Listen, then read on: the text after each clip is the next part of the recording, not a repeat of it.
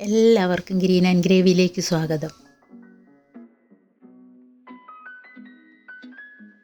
വളരെ കുറച്ച് ഇൻഗ്രീഡിയൻസ് വെച്ചിട്ട് പെട്ടെന്ന് ഉണ്ടാക്കിയെടുക്കാൻ പറ്റുന്ന ഒരു ചിക്കൻ ഫ്രൈഡ് റെസിപ്പി ആയിട്ടാണ് ഇന്ന് ഞാൻ വന്നിരിക്കുന്നത്. ഈ ചിക്കൻ ഫ്രൈ ഉണ്ടാക്കുമ്പോഴത്തേക്കും നമ്മളിതിൽ അധികം മസാലകളൊന്നും ചേർക്കുന്നില്ല കേട്ടോ. വളരെ കുറച്ച് സ്പൈസസ് മാത്രമേ ചേർക്കുന്നുള്ളൂ.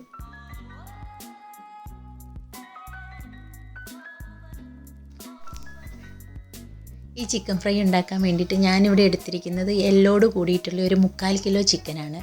പിന്നെ അതിൻ്റെ കൂടെ ചുവന്ന മുളക് പൊടി, മഞ്ഞൾപ്പൊടി, ഗരം മസാലപ്പൊടി, കോൺഫ്ലവർ, പിന്നെ നൈസ് അരിപ്പൊടി, ഉപ്പ്, നാരങ്ങ നീര്, ഇഞ്ചി വെളുത്തുള്ളി പച്ചമുളക് പേസ്റ്റ്, തൈര്, ഒരു മുട്ട, പിന്നെ അത് വറുക്കാൻ ആവശ്യത്തിനുള്ള വെളിച്ചെണ്ണയാണ് ഞാൻ എടുത്തിരിക്കുന്നത്.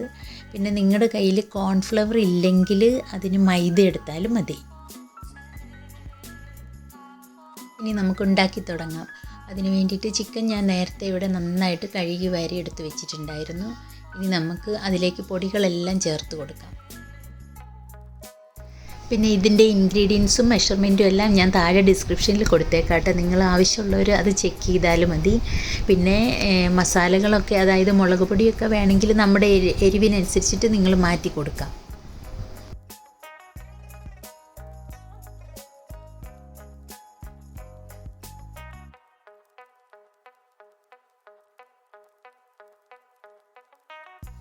ഇൻഗ്രീഡിയൻസ് എല്ലാം ചേർത്തതിന് ശേഷം അതിലേക്ക് ആ മുട്ടയും കൂടി പൊട്ടിച്ചൊഴിക്കണം.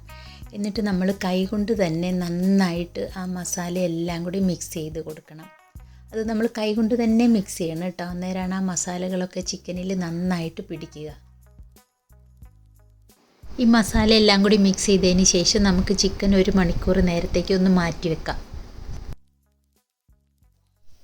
കണ്ട 1 മണിക്കൂർ കഴിഞ്ഞപ്പോഴത്തേക്കും ആ ചിക്കനിലെ വെള്ളമൊക്കെ ഇറങ്ങി ഇങ്ങനെ വന്നിട്ടുണ്ട്. പക്ഷേ അത് കുഴപ്പമില്ല, നമ്മൾ ഫ്രൈ ചെയ്യുന്നതിന് മുന്നേ ഒന്ന് നന്നായി മിക്സ് ചെയ്താൽ മാത്രം മതി. ഇനി നമുക്ക് ചിക്കൻ ഫ്രൈ ചെയ്തെടുക്കാം. അതിന് വേണ്ടിയിട്ട് ഒരു ചീനിച്ചട്ടി അടുപ്പത്ത് വെച്ചിട്ട് അത് ചൂടായി വന്ന് കഴിയുമ്പോഴത്തേക്കും നമുക്കതിലേക്ക് വെളിച്ചെണ്ണ ഒഴിച്ചു കൊടുക്കാം. പിന്നെ ഞാനിവിടെ വെളിച്ചെണ്ണയാണ് കേട്ടോ എടുത്തിരിക്കുന്നത്. ഈ ചിക്കൻ വെളിച്ചെണ്ണയിൽ ഫ്രൈ ചെയ്തെടുക്കുന്നതാണ് കൂടുതൽ ടേസ്റ്റ്. അതുകൊണ്ട് നിങ്ങൾ ഉണ്ടാക്കുമ്പോഴും വെളിച്ചെണ്ണ എടുക്കാൻ ശ്രദ്ധിക്കണേ. എണ്ണ ചൂടായി വന്ന് കഴിയുമ്പോഴത്തേക്കും നമുക്കതിലേക്ക് ചിക്കൻ കഷ്ണങ്ങൾ ഓരോന്നായിട്ട് പെറുക്കിയിട്ട് കൊടുക്കാം.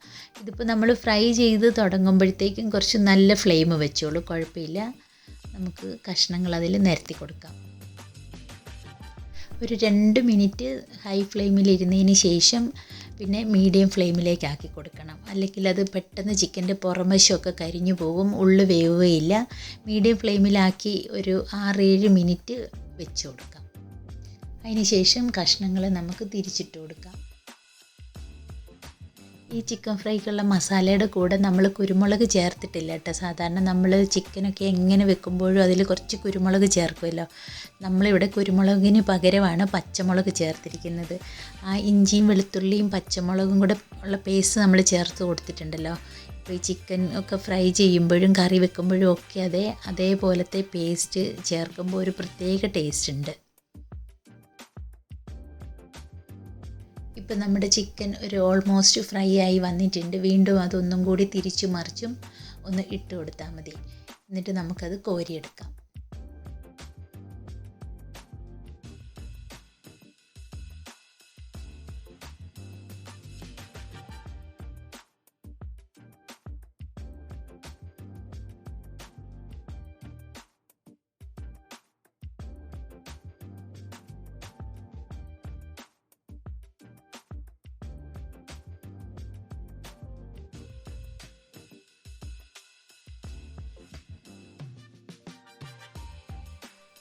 ഒരു പ്രാവശ്യം നമ്മൾ ചിക്കൻ വറുത്തെടുത്തു. അപ്പോൾ ഇനി ഒന്നും കൂടി നമുക്ക് വറുത്തെടുക്കാനുണ്ടല്ലോ. അപ്പം ആ എണ്ണയിൽ ഈ മസാലയുടെ പൊടികൾ എന്തെങ്കിലുമൊക്കെ ഉണ്ടെങ്കിൽ അതൊന്ന് എടുത്ത് കോരി മാറ്റിക്കോളൂ കേട്ടോ. അല്ലെങ്കിൽ നമ്മൾ നെക്സ്റ്റ് ചിക്കൻ ഇടുമ്പോൾ ആ പൊടികളൊക്കെ കരിഞ്ഞു പിടിക്കും.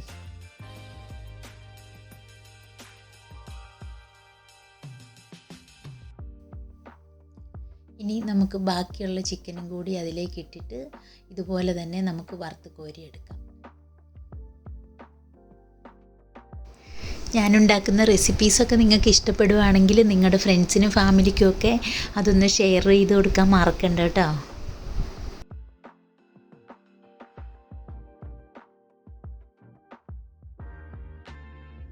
നിങ്ങൾ വീട്ടിൽ എപ്പോഴെങ്കിലും ചിക്കൻ വാങ്ങുമ്പം കുറച്ച് ചിക്കൻ പീസ് എടുത്തിട്ട് ഇങ്ങനെയൊന്ന് ഉണ്ടാക്കി നോക്കണം കേട്ടോ. നല്ല ടേസ്റ്റാണ്. ഇതേപോലെ കുറച്ച് മസാലകൾ ഇട്ടിട്ട് നിങ്ങൾ ചെയ്തെടുത്താൽ മതി. പിന്നെ നമ്മൾ ഇതിൽ നാരങ്ങാനീരും ചേർക്കുന്നുണ്ട്, തൈരും ചേർക്കുന്നുണ്ട്.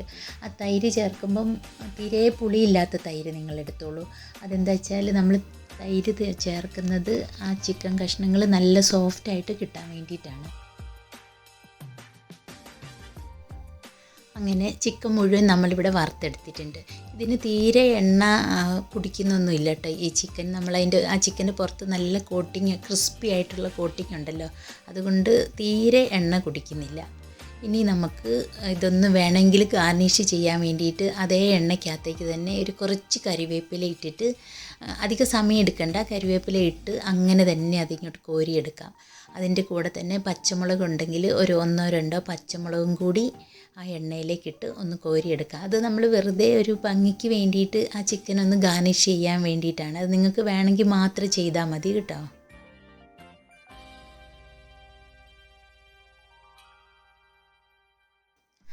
അങ്ങനെ റെസ്റ്റോറൻറ്റിൽ നിന്നൊക്കെ കിട്ടുന്ന ചിക്കൻ ഫ്രൈയുടെ അതേ ടേസ്റ്റിലുള്ള നമ്മുടെ ചിക്കൻ ഫ്രൈ ഇവിടെ റെഡി ആയിട്ടുണ്ട്. അപ്പം നിങ്ങളെല്ലാവരും ഇതൊന്ന് ട്രൈ ചെയ്ത് നോക്കിയിട്ട് അതിൻ്റെ അഭിപ്രായം പറയണം കേട്ടോ.